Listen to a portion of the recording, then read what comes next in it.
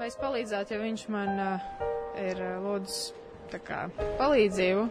Jā, es to noteikti darītu. Es arī to esmu darījusi arī bez šī cilvēka tieši lūgumu, ka es esmu redzējis, ka cilvēks viņam guļ uz ielas un varbūt ir bezsamaņā. Tā arī reāli dzīvē bieži vien notiek.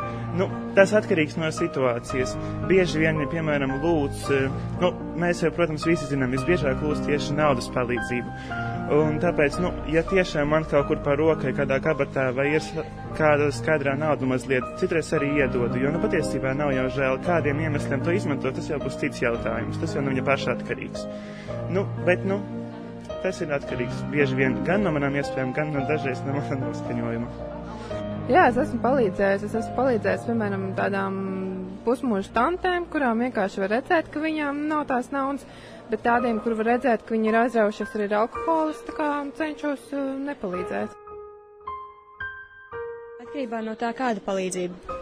Bet es domāju, ka jā, bet visdrīzāk, ja viņš man prasītu naudu, ja tie būtu dažas lantīm, varbūt centi varbūt iedotu, bet ja viņš man prasītu vairāk un teiktu, ka tas ir uz alkoholu, tad es visdrīzāk vienkārši neiedot, aiziet projām, vai arī aiziet nopirkt maizi viņam iedot, ja viņam vajadzētu ēst.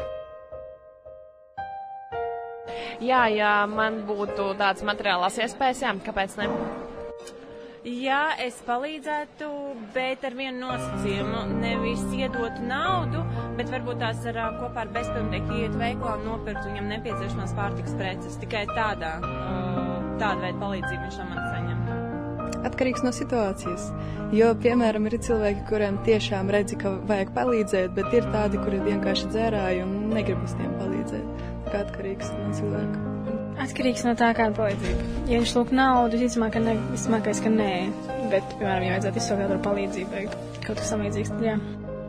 Tas dzīves gājums ir atšķirīgs. Un ja pie manis vēršas pēc palīdzības, es palīdzu neatkarīgi, es tur nevērtēju, vai viņš ir. Es nevērtēju. Ja prasa, tad es palīdzu.